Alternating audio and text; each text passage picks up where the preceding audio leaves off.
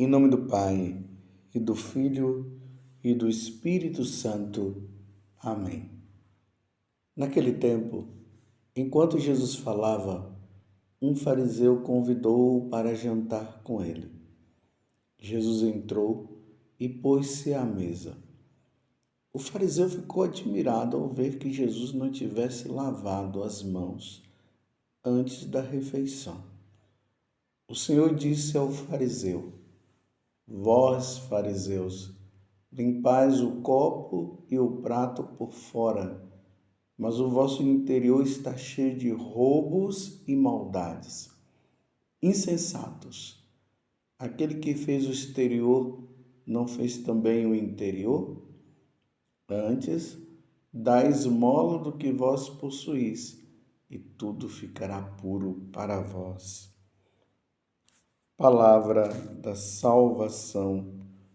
Glória a vós, Senhor. Meus irmãos e minhas irmãs, hoje a igreja celebra o martírio de Santo Inácio de Antioquia, bispo e mártir. Inácio foi o sucessor de Pedro no governo da igreja de Antioquia. Então, Pedro era bispo de Antioquia, da cidade de Antioquia, e quando Pedro ele vem para Roma, e aí Pedro acaba morrendo em Roma, Inácio ele sucede São Pedro no governo da Antioquia. Ele foi condenado às feras e foi conduzido a Roma, e aí, no tempo do imperador Trajano, ele recebeu a gloriosa coroa do martírio no ano de 107. É interessante que durante a viagem, Santo Inácio ele escreveu 7 cartas a várias igrejas, na quais ele se refere com profunda sabedoria e erudição a Cristo, à organização da igreja e aos principais fundamentos da vida cristã. Agora, é interessante que quando Santo Inácio está sendo levado para Roma, para lá ele ser morto. Imagina, você está indo para Roma para ser devorado pelas feras. Olha, eu, de maneira particular, eu já estaria tremendo só de saber que eu iria ser entregue às feras, aos leões e outros animais para ser devorado por eles. Eu ficaria muito com medo. Só que Santo Inácio de Antioquia, ele, na medida que ele ia passando pelas igrejas até chegar a Roma, ele dizia para as pessoas, para os líderes das igrejas, para os cristãos, dizia: olha, não me impeçam de ser devorado pelas feras. Me deixe, eu quero ser devorado pelas feras, eu quero ser triturado pelas feras. Porque o amor dele a Jesus Cristo era muito grande. E para Inácio seria uma grande honra morrer proclamando, professando a fé em nosso Senhor Jesus Cristo. Vejam, meus irmãos, que o martírio é uma graça. Não é qualquer pessoa que é martirizada assim, com toda aquela vontade. Às vezes eu fico preocupado porque eu vejo pessoas assim muito entusiasmadas, dizendo: eu quero ser martirizadas por amor a Cristo e por amor à igreja. Meus irmãos, quando as coisas não acontecem, é fácil de dizer, mas na hora, não sei se vocês sabem, mas muitos cristãos que foram levados para o martírio renegaram na hora em que viram a situação da fera que estava prestes a devorá-los. Na hora que eles viram os algozes com aquelas foices pronto ali para cortar o pescoço, muitos tremeram no momento e renegaram a fé. E você sabe que negar a fé significa apostasia, significa também que a pessoa não entrará no céu. Então é uma graça. Então não vamos nos deixar levar pelo entusiasmo, não. Mas se nós verdadeiramente formos levados a esta situação, que o Espírito Santo nos ajude a sermos fiéis até a morte, como Santo Inácio de Antioquia ele foi. Então roguemos hoje a Santo Inácio. Hoje nós estamos vestidos de vermelho justamente para celebrar o Natal. É interessante que quando nós celebramos a morte de um mártir, nós estamos celebrando o nascimento dele. Eles morrem para esta vida e nascem para a vida eterna, porque eles morrem com o batismo de sangue. E o batismo de sangue leva aquela pessoa direto para o céu. No caso, Santo Inácio contempla a face de Deus. E já que ele contempla a face de Deus, diante desses tempos difíceis que nós estamos, que nós, através da intercessão dele, nós sejamos fiéis. Que Santo Inácio rogue por mim, rogue por você e rogue por toda a Igreja Católica. Agora o Evangelho de hoje. Estamos no capítulo 11, do versículo 37 até o versículo 41. E vocês viram um fariseu. Lembremos que os fariseus eles não tinham boas intenções para com Jesus. Eles estavam sempre querendo encontrar alguma situação para prender Jesus, em seguida matar. Então não vamos assim acreditar tanto que esse fariseu que convidou Jesus para ir jantar na casa dele estava com boas intenções.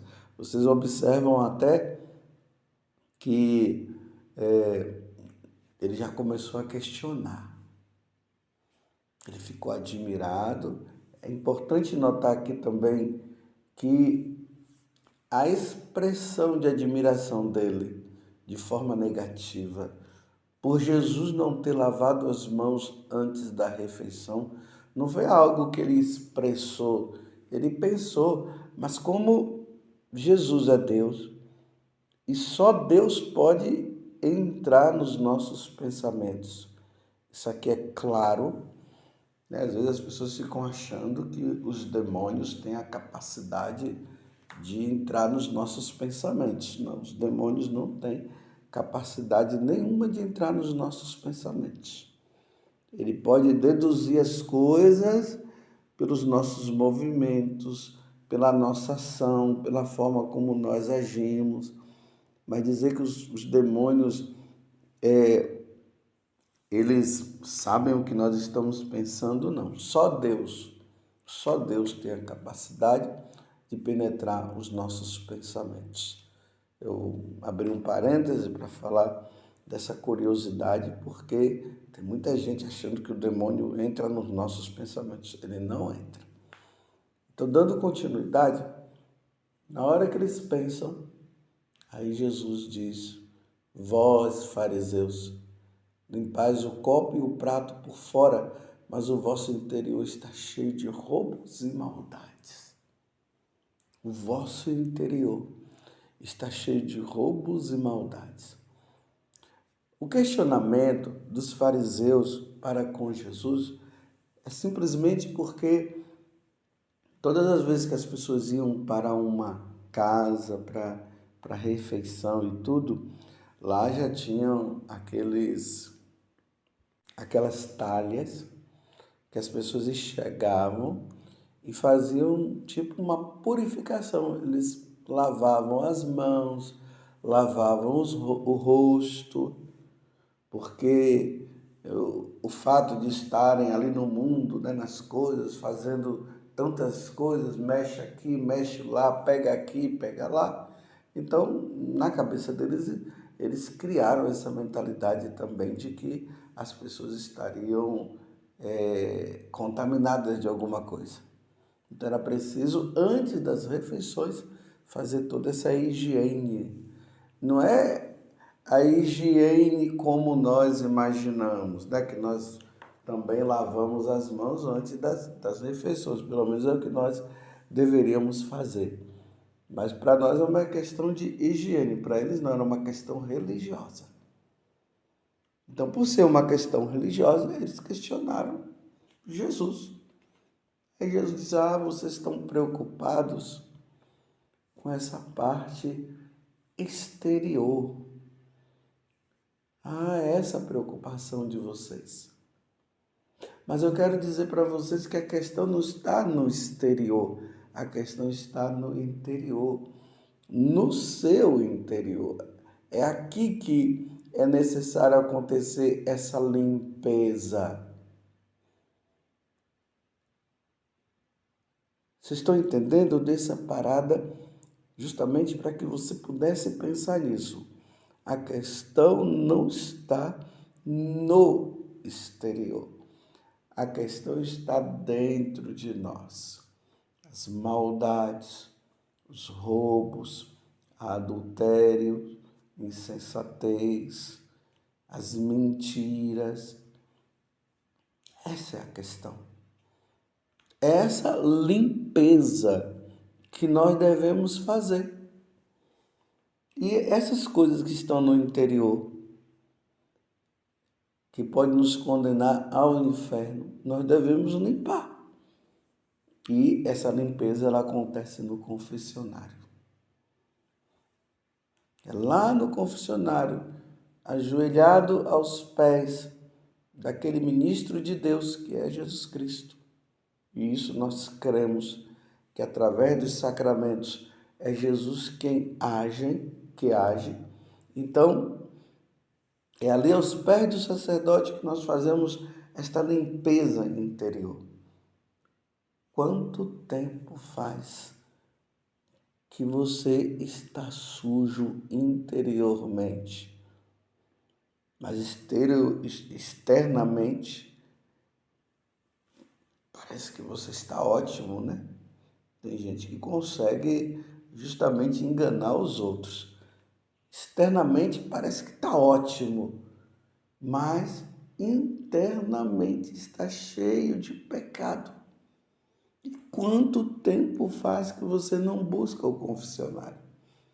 Mais uma vez, meus irmãos, eu quero dizer uma coisa: nós não somos evangélicos.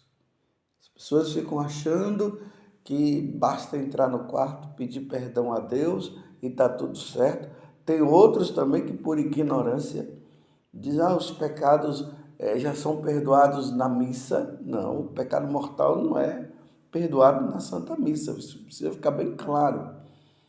Se todos os pecados fossem perdoados na Santa Missa, não haveria necessidade de ter o sacramento da penitência. E aí se acumula o número de sacrilégios, porque uma vez que se está em pecado mortal, não é na missa que se perdoa o pecado mortal, é no confessionário. E as pessoas estão dizendo assim: não, mas eu fiz um ato de contrição. Será que seu ato de contrição perfeito foi suficiente mesmo? Será? É verdade? Você tem certeza? Aí tem outros que dizem: depois eu me confesso. Quer dizer, você está sujo, imundo com o pecado mortal. Aí você comunga primeiro para depois confessar? Não, não. Ainda que o Papa dissesse para você, você está em pecado mortal, não tem problema. Você comunga e depois você confessa. Não, o Papa estaria errado. Não pode falar uma coisa dessa, porque nós não podemos comungar em estado de pecado mortal. E eu tenho dito ultimamente para as pessoas, quando uma pessoa cai em pecado mortal, o caminho dela não é a Santa Missa, o caminho dela é o confessionário. Porque indo para a missa, você poderá ter uma inspiração que não vem do céu. Geralmente as inspirações vêm do diabo, né? Aí não, estava lá, eu senti vontade. Eu percebi, eu senti que eu tinha que comungar. Ai, Deus me inspirou. Não, Deus não inspirou nada, meus irmãos. Deus não inspirou nada. Caiu em pecado mortal, tem que ir para o confessionário, se quer comungar. Se você quer comungar, então não cai em pecado mortal. Mas se você cair em pecado mortal, então busque o sacerdote. Vai buscar a confissão. Se o sacerdote disser para você, você está ali, alguns minutos antes de começar a missa, você vai lá e diz, padre, eu quero me confessar. O senhor poderia me atender em confissão? E o padre disse assim, pode comungar, depois da missa você confessa. Não, você não vai comungar. Esse conselho do sacerdote está errado. Por isso que é um perigo o sacerdote dizer isso, porque às vezes pode ser que no coração do sacerdote esteja que a pessoa não está com pecado mortal, então fala isso. Então, como nós não penetramos no coração do outro, só Deus é que penetra e conhece, então é bom, por prudência, dizer, depois você confessa. E depois da confissão, o sacerdote pode dar até a comunhão para a pessoa, porque ela participou da missa, não comungou, ela pode, a questão dela é comungar, então ela comunga depois do sacrifício da missa, o padre dá, depois que ela confessar, você está entendendo? Mas nunca faça isso. Caiu em pecado mortal, é só olhar lá a lista dos 10 mandamentos. Se você estiver incluído nela, você não pode receber a Eucaristia. Tem que passar pelo sacerdote. Espero que isso esteja bem compreendido, porque é necessário falar, porque se percebe isso nos confessionários. Muitas pessoas comungando em estado de pecado mortal. Muitas e muitas pessoas. E quando se pergunta por que você comungou, você sabia que não podia comungar? A pessoa diz, eu sabia, mas por que você comungou? Porque eu quis. Porque eu disse que depois eu ia me confessar. Não pode fazer isso. Mas voltando ao Evangelho. Então o interior dele estava cheio de quê?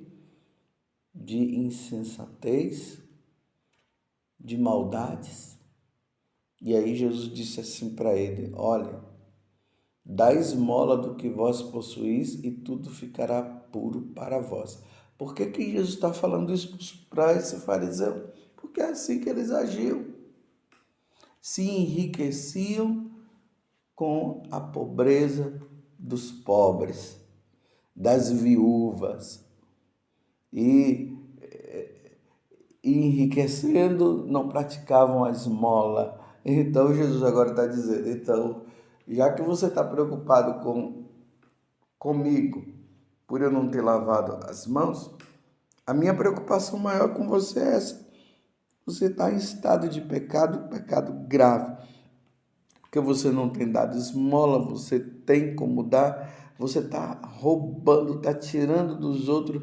Então, vai lá, dá esmola aos pobres. Aí Jesus diz, e aí tudo ficará puro para vós. Tá vendo? É só fazer isso, simples. Não vamos agir, meus irmãos, como os fariseus. Não vamos agir. Ficamos ali olhando os pecados dos outros o tempo todo, enquanto que nós estamos com pecados maiores e não nos confessamos e não mudamos de vida. Com isso eu não estou dizendo que nós não podemos corrigir, ajudar o irmão que está no pecado, porque Jesus disse, né, aquele que se seu irmão pecar, vai lá ajudar. Nós devemos ajudar, mas não podemos entrar na hipocrisia. Ajudamos, vamos lá em busca, vemos o pecado, a situação de pecado, porque realmente aquela pessoa estaria pecando, e vamos lá, ajudamos, mas não refletimos e não olhamos para nós e percebemos que estamos também na mesma situação. Então, ajudando o outro e nos ajudando também. Louvado seja nosso Senhor Jesus Cristo, para sempre seja louvado, e a sua mãe, Maria Santíssima.